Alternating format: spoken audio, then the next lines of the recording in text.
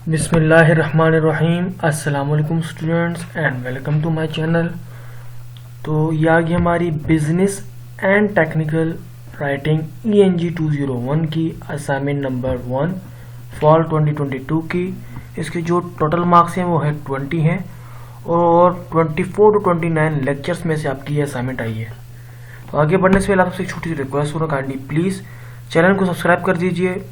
थोड़ा सा आपका टाइम लगेगा, काइंडली वीडियो का एंड आगे बढ़ाने से पहले आपसे रिक्वेस्ट है प्लीज़ चैनल को जरूर सब्सक्राइब कर दीजिए।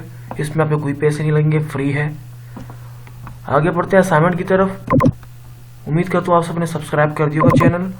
इंस्ट्रक्शन हमारे को जो दिए काइंडली इन्हें एक बार रीड आउट जरूर कर लीजिएगा, क्योंकि अगर आप इन पर अमल नहीं करते हैं तो आपके मार्क्स, आपका सोल्यूशन करेक्ट भी होगा तो आपके मार्क्स डिटेक्ट कर लिए जाएंगे।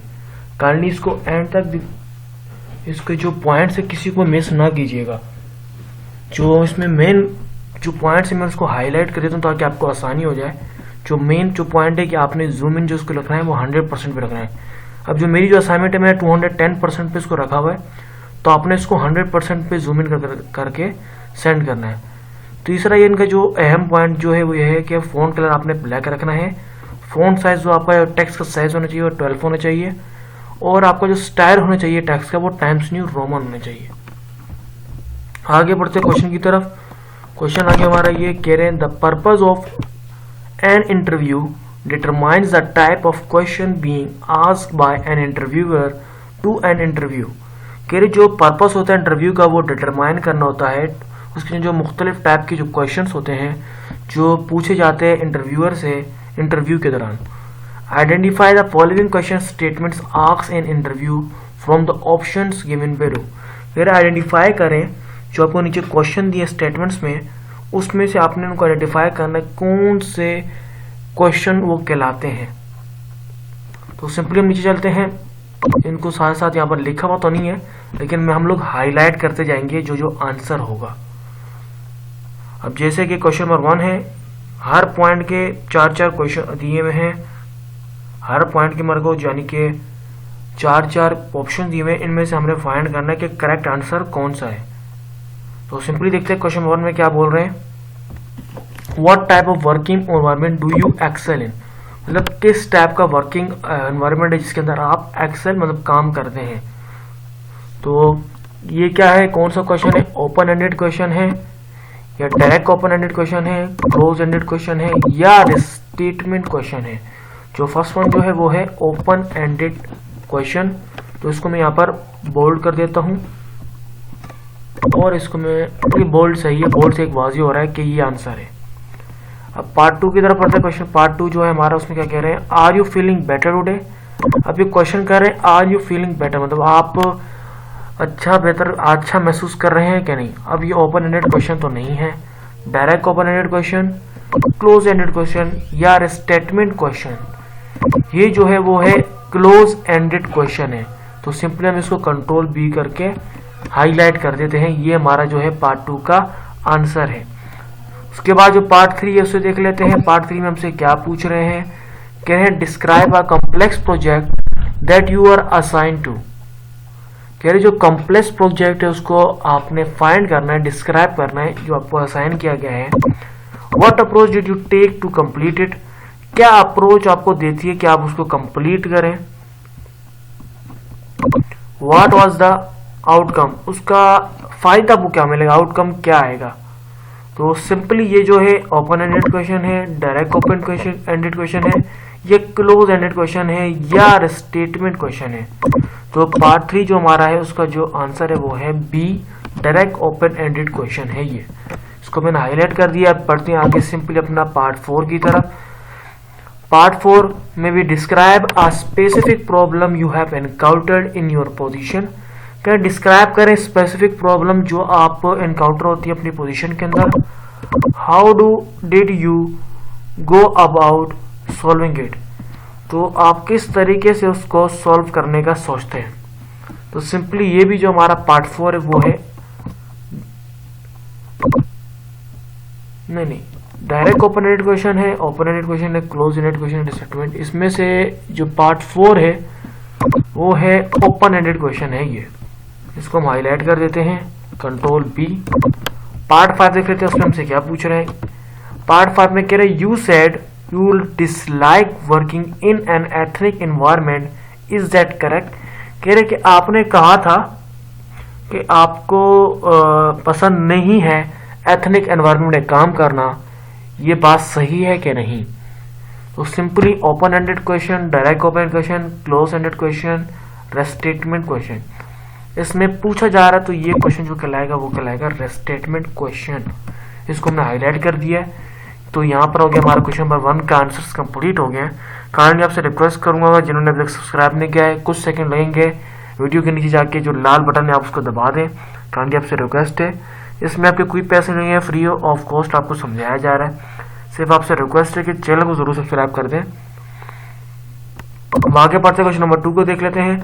क्वेश्चन नंबर 2 में क्या बोल रहे हैं कि a feasibility report is a document that assesses potential solution to the business problem और अपॉर्चुनिटी। कह रहे कि एक फिजिबिलिटी रिपोर्ट जो है वो डॉक्यूमेंट है जो पोटेंशियल सॉल्यूशन और बिजनेस प्रॉब्लम और अपॉर्चुनिटी को डिटरमाइन करता है। Which of these are variable for further analysis. तो बाकी जो तमाम डेटा होता है फर्दर उनको एनालाइज करता है। According to your understanding names, आपके अंडरस्टैंडिंग नेम के मुताबिक the different parts of the given feasibility report. तो आपको नीचे मुख्तलिफ पार्ट दिए, आपने उसको बताना है इसमें कौन से फिजिबिलिटी रिपोर्ट यूज हो रही है, मतलब कौन सा पार्ट है इसमें। तो फिजिबिलिटी रिपोर्ट क्या होती है, सबसे पहले आप जाते हैं, मैं आपको एक इमेज दिखा रहा हूँ। फिजिबिलिटी रिपोर्ट में क्या होता है कि to answer your readers question about your feasibility studies you can use a superstructure that has following 7 elements। मतलब आप को ये स्ट्रक्चर यूज करना पड़ता है अपने जो एलिमेंट्स को प्रॉपर वाज़ी तौर पे बताने के लिए। इंट्रोडक्शन पहले हम करते हैं, फिर क्राइटेरिया होते हैं, फिर मेथड ऑफ ऑब्टेनिंग फैक्ट्स होता है, ओवरव्यू ऑफ अल्टरनेटिव्स होते हैं, ई पे एवल्यूशंस होते हैं, फिर कंक्लूजन और लास्ट में रिकमेंडेशंस। तो हमें फाइंड करना है इसमें से कौन सा पार्ट क्या है। सिंपली चलते अपनी फाइल की तरफ। तो पहला जो है इसमें क्या बोल रहा है, यहाँ पर हमारे को सिंपली मैं आपको टू द पॉइंट पहले पैराग्राफ रीड करता हूँ और आपको प्रॉपर बताता हूँ कि क्या बोला गया इसमें। कह the report discusses the plan stores predicted construction cost and opening cost. कह एक रिपोर्ट के बारे में बात हो रही है जो प्रेडिक्ट करती है कंस्ट्रक्शन को और कॉस्ट ओपनिंग कॉस्ट को। कंस्ट्रक्शन कॉस्ट को और ओपनिंग कॉस्ट को वो प्रेडिक्ट करती है स्टोर्स को, उसको डिस्कस कर रही है, एक रिपोर्ट है। However, the actual construction cost accrued, आगे वैल्यूज दी हुई है 11,30,000 which was more than the projected construction cost for the project। कि एक एक्चुअल कंस्ट्रक्शन जो कॉस्ट है वो आपको बताई गई, एक वैल्यू दी है, उसकी जो कंस्ट्रक्शन जो कॉस्ट है प्रोजेक्ट की वो बताई गई है। It was suggested that they must implement other effective budgeting strategies and identify other factors that made the construction cost higher than the project cost।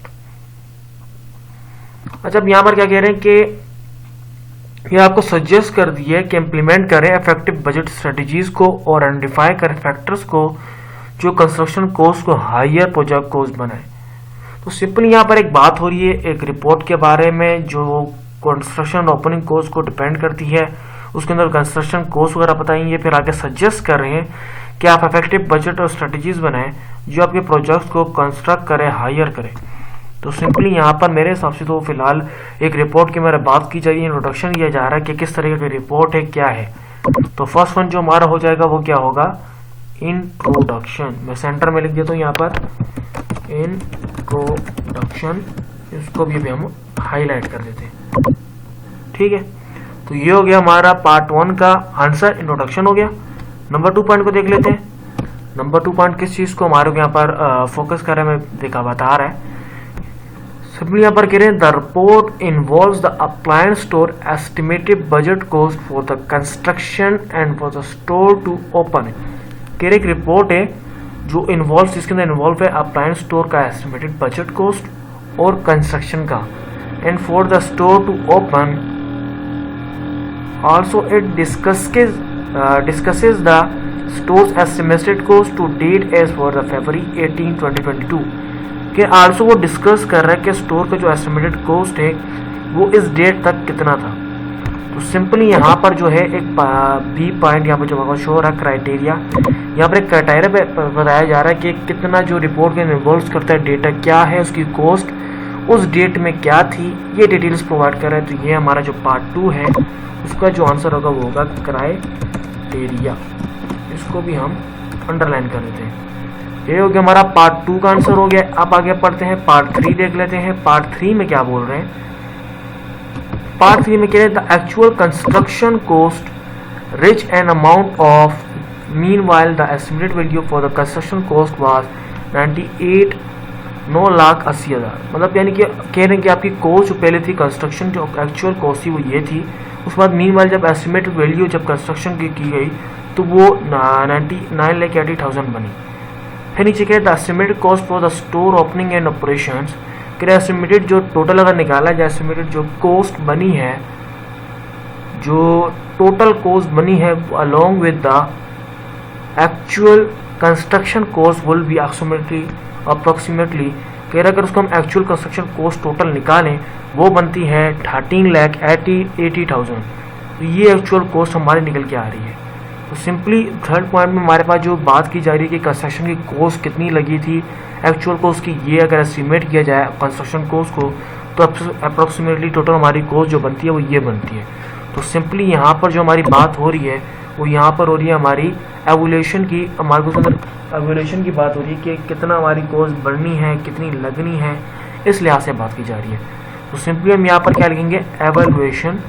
जो हमारा थर्ड पॉइंट है वो है एवोल्यूशन, उसको भी अंडरलाइन कर लेते हैं। ये हो गया हमारा पार्ट 3 का आंसर। उसके बाद नंबर पार्ट 4 को देख लेते हैं। पार्ट 4 में क्या कह रहे हैं? The objective of this report is to identify the estimated cost for the construction project of the appliance store। कह रहे ऑब्जेक्टिव रिपोर्ट जो आइडेंटिफाई करनी है आपने, जिसमें एस्टिमेट कोड जो कंस्ट्रक्शन प्रोजेक्ट की अप्लायंस स्टोर के अंदर यूज हुई है। Meanwhile the actual appliance store construction cost, कह रहे जबकि जो एक्चुअल अप्लायंस स्टोर कंस्ट्रक्शन जो कॉस्ट है उसकी जो अमाउंट है वो है 11,30,000 which went above the projected construction cost, जो कि कंस्ट्रक्शन की जो कॉस्ट है उससे ज़्यादा ही ऊपर तक जा चुकी है अमाउंट। तो सिंपली नंबर 4 पार्ट में जो हमारा पॉइंट कह रहे हैं वो कह रहे हैं कंक्लूजन दे रहे हैं कि हमारा जो बजट था, जो हमारे रिपोर्ट का जो डेटा था वो था जो वैल्यूज़ थी उससे ज़्यादा ही डेटा अमाउंट जो हमारी है ऊपर जा चुकी है, हाई रिच होगी है अमाउंट। तो यहाँ पर सिंपली दे रहे हैं कंक्लूजन दे रहे हैं, कंक्लूजन, और इसको भी हम कर देते हैं अंडरलाइन, जो कि हमारा पार्ट 4 का आंसर। उसके बाद क्या है? 5th पॉइंट देख लेते हैं, इसमें क्या बोला जा रहा है। 5th पॉइंट में क्या कह रहे हैं कि implement other effective budgeting strategies to prevent from going beyond the predicted construction expenses. अच्छा, अब इसमें क्या कह रहे हैं कि इम्प्लीमेंट करें इफेक्टिव बजटिंग। अब हमारे को आगे एक राय दी जा रही है, हमें राय दे रहे हैं कि इम्प्लीमेंट करें इफेक्टिव बजट को, स्ट्रेटजीज को, ताकि हम ऑन गोइंग जो बियॉन्ड प्रेडिक्टेड कंस्ट्रक्शन एक्सपेंसेस, मतलब ज़्यादा जो खर्चा हो रहा है उसको हम रोक सकें। Determine other factors that made the construction cost higher. तो हमने एक रिपोर्ट बनाने डिटरमाइन करना है, वाजे करना है, समझना है कि हमारी जो कंस्ट्रक्शन कॉस्ट है वो हायर ना हो देन द प्रोजेक्टेड कॉस्ट, जो हमारी जो प्रोजेक्ट की जो कॉस्ट नॉर्मल बन रही है उससे हाई ना जाए, हमें ये डिटरमाइन करना है।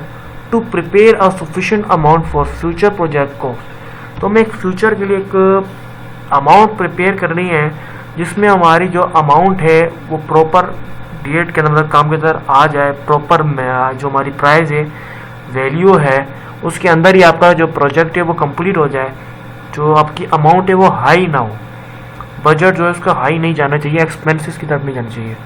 तो सिंपली 5th में हमारे को बताया जा रहा है इम्प्लीमेंट करने का एक रिकमेंड किया जा रहा है। तो यहाँ पर 5th पॉइंट जो होगा वो हमारा कहलाएगा।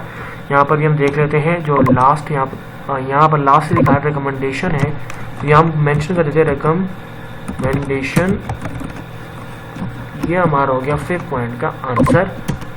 तो यहाँ तक तो हो गया हमारे तमाम, तो क्वेश्चन नंबर 2 का भी कंप्लीट हो चुका है। 5th पॉइंट ही थे ना, मैंने लाइव आपके सामने सॉल्व किया, मुझे नहीं पता था कितने पॉइंट्स हैं। 5th पॉइंट है यहाँ पर।